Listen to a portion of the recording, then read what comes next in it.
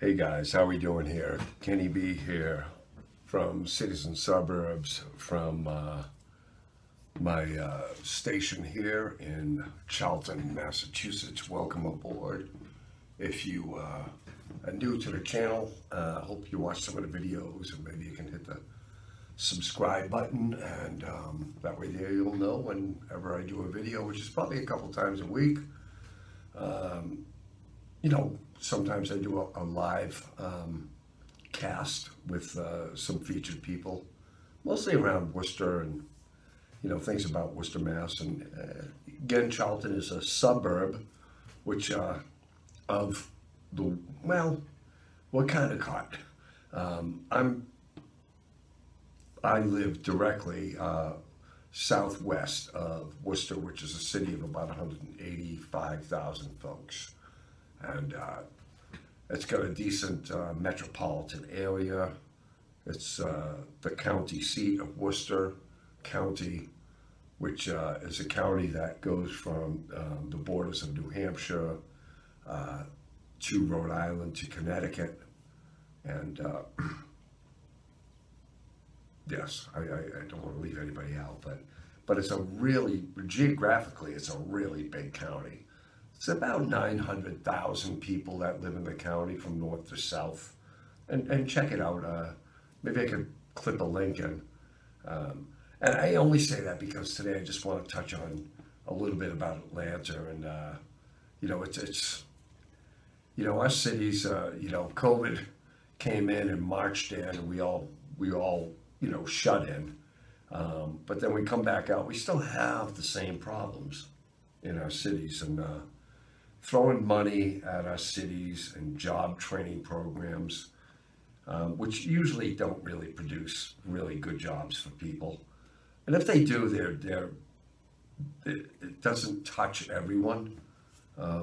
So I'll back up and get back to it. So locally, here we are in Charlton, Massachusetts, Sunday, the 20th of June. Happy Father's Day. To all you folks out there, happy Father's Day to my pop as well, who left us back in 1986, and wearing his name proudly since. Well, always have. Anyway, local temperatures today, 84, 85, 86. We're into it right now, early June, mid-June, but we're going to get into the 4th of July and things like that. So it's going to get hotter, as we know, but it's unusually hot for this time of year. So,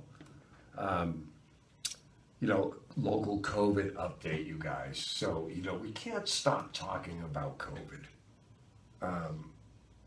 I'd love to stop talking about COVID, but the media loves to leave these crumbs where you can't stop talking about COVID. We have the variant now. The Delta variant. We're signing letters now so we don't offend countries. Don't even get me going, that's for another time, but, the Spanish flu, right? I opened up the door in influenza in, 1918. Didn't even have anything to do with Spain, We're so afraid to offend. We're not going to offend anybody. The only way to attack a problem is to know what the source of the problem is. Period. Not to digress. Right now, it looks like in Massachusetts, there were still 17,607 confirmed deaths in total over the last 18 months. Now, this is from mass.gov, the dashboard, June 20th, 2021. Okay. The average age of patients who have died from COVID-19 recently are 75 years old. There were 0 new probable deaths reported. And that's a good thing. And it looks like there were 5 new deaths confirmed from COVID-19, folks that are 75 years old or older. Should still be with us, by the way. All right, we had the shot, jumping in the streets and opening everything up. I'm more afraid we're going to forget what we've been through and how we need to keep each other healthy every day, um, than how soon we can get back to the normal stuff. Um, Nationally, right now, when we come out of COVID, we still have visit heyjackass.com, you know, dozens of shootings in Chicago, every week. Okay, you know, bullets flying, and then now we have a new federal holiday, um, June 19th, Juneteenth, as we'll call that. Of course, it takes place, I guess in Denver, Colorado's been celebrating June 19th for a very long time. If I say June 19th, I'm sorry, it's a new word for me, Juneteenth. I really don't like. I know the holiday is commemorating the proclamation of the end of slavery, which finally ended in Galveston, Texas, in 1865, and not welcomed, you know, by the residents of Texas, and Union troops had to go in there, and so now we have a holiday, and to commemorate the freeing of and ending slavery in this country, which is awesome. The stupidest thing ever is keeping people as property, but that's the way we think these days. And, that's kind of like, our real-time thinking sometimes doesn't apply to what they were thinking back then. Anyway, so Atlanta, there is a suburb of Atlanta called Buckhead, and you guys have seen this. It's the wealthiest suburb of Atlanta, produces 40% of Atlanta's money, revenue, bars and malls. The neighborhood wants to secede from Atlanta, create its own municipality, if you will. So, as cities have gotten so much bigger, it's kind of like Dorchester and, all the suburbs of Boston, and they just say, hey, we're going to break away. That's it. But coming up and being able to fund your own police department, your own school system, becoming your own municipality. That's like Cambridge and Boston, right? Two different cities, two distinct cities. But then when you look at the suburbs of Boston, your Dorchesters and, Southie and all the towns that they rely on Boston for everything. Water, police protection, they do not have their own, all these suburbs, Dorchester, and they don't have their own police department. They rely on the Boston hub, if you will. So Atlanta is a city of about maybe 600,000 people, about the size of Boston. It's got its suburbs, has very wealthy neighborhoods, and so recently, because the citizens of Buckhead, which is the most affluent neighborhood, okay, around Atlanta, the lawmakers now are backing, some Republican lawmakers are actually backing this group that wants to secede from Atlanta and become its own municipality. Last year alone, 55 homicides, 300 shootings. I mean, it's getting right up there with Chicago, by the way. But, and it's a very white community. I have right here, actually, Atlanta, actually, too. Let's back it up. It's like the busiest airport in the world, or at least in the country. But Atlanta's always been a hub of transportation, particularly in the Civil War. All the trains went there. Slave trading went there. So it just made its mark as a transportation hub. Okay. and Atlanta was basically Tecumseh Sherman, I believe, seized the city in the 1860s, and the city was left abandoned.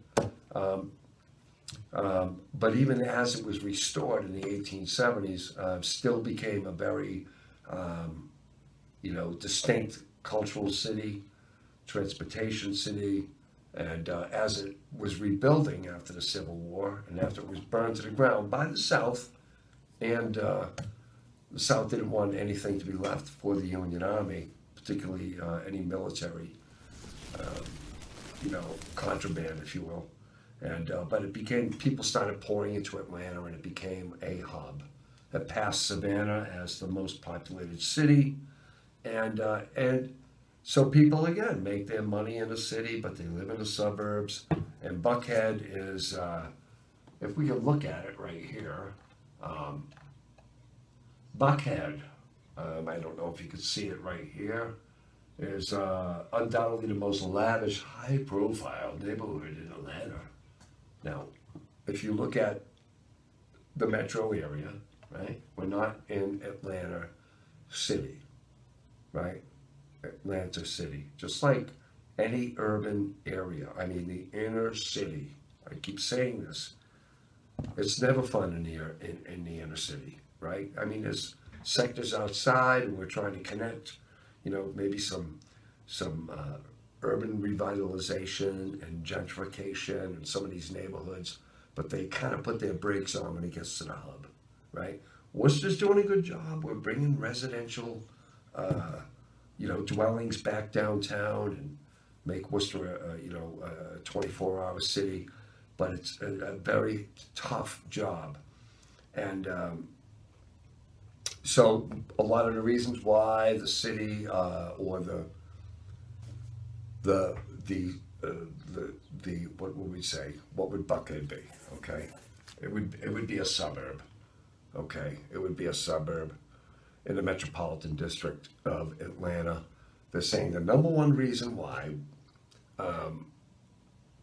they want to secede and become their own municipality. Now, it's about 80,000 people that live in Buckhead, right? But that goes into the whole metropolitan count. So when you look at the metropolitan area, you look at the population of Atlanta, it's probably like Boston. Boston's like 600,000 people, maybe bigger, 700,000. But then when you look at the metropolitan area, it's 2.8 million people. And but one counselor said in Atlanta, well, there are no other issues but crime. Crime is the issue we want to do. Crime. Well, crime's everywhere, right? In any city you go in, crime is everywhere. So what are you going to do about the crime? All right? It's kind of like crime in the inner cities. Again, there are no jobs for folks that can't afford to go to college, right? Can't afford to go to college. So what job are you going to pay me this much money? And it's like putting gum. You've all seen Vegas Vacation with Chevy Chase, where he goes to Hoover Dam. Of course he screws everything up and starts pecking at the wall, and he puts gum. The dam starts leaking inside the tunnel. He puts gum, Band-Aid on cancer, kind of thing. They're just going to be continually going to be issues, with our inner cities. And but this particular community, which is predominantly white and pays 40% of Atlanta's bills, does have a case. I mean, they are saying that the crime is just become ridiculous. They're paying for it. We would not rather pay for it. Let's get our own police force and eliminate crime. So that's what's going on in Buckhead, Georgia. And same thing is happening in Portland, Oregon. I believe there's some cities in town that want to cede from Portland and Oregon and become attached to Idaho. This stuff happens all the time. You just don't hear about it because it's not really sexy news, and that's why you do the flippy. That's why I try to touch base on some of these things because it's the news it's the weird news, you know. But this happens all the time. I mean, you still have Texas wanting to be the Lone Star State. I'm not saying they're digging in and get Sam Houston to put a cavalry against the North, but so that's what happens. And so go and look. I mean, whether it's Seattle, Portland, Boston, Worcester, Chicago, which sees several shootings and murders every week. Go to heyjackass.com. I'll tag that in the cast below. But, when you want to see from a city, you depend on everything for them and from them. But when the crime gets so bad and you have this organization in Atlanta that has raised like $500,000, probably plus in climbing, to get this petition going and has Republican lawmakers on their side. Republican lawmakers. I'm wondering how many people that are living in the most affluent suburb of Atlanta are actually Republicans. I don't know, guys. I mean, what do you think? Sorry for the camera shake. But, so I was just checking in, and also just to close it, the Worcester is on the Fireworks Task Force is going to be out in a couple of weeks, so watch out. Worcester's not blasting off fireworks this year, and I understand. Even though people are out without their masks and things like that, it's a lot of work to put a fireworks display, which we usually have at, East Park, Christopher Colombo Park, if you will, with the Mass Symphony Orchestra, providing the music. That's a lot to put together. But your beloved Worcester Red Sox, who will be playing on the 4th of July at home, will be spinning off some fireworks. And I guess there were 2,000 phone calls last year to the Worcester police because of fireworks in neighborhoods and things like that. And it's annoying, and it makes dogs crazy. I mean, poor guys. Fireworks are nice. They'll have them out here in the Brookfields and out here in Charlton and things like that. But, I just find it ironic that the city of Worcester is not, displaying its own fireworks. And but the task force will be out if you are displaying your fireworks, which inner cities, close neighborhoods, I get it, disturbing, dangerous, but they're going to be out cracking down, guys. Anyway, just a quick check-in from Citizen Suburbs, and it's Kenny B here. We'll catch you on the flip side. Be safe out there, all right?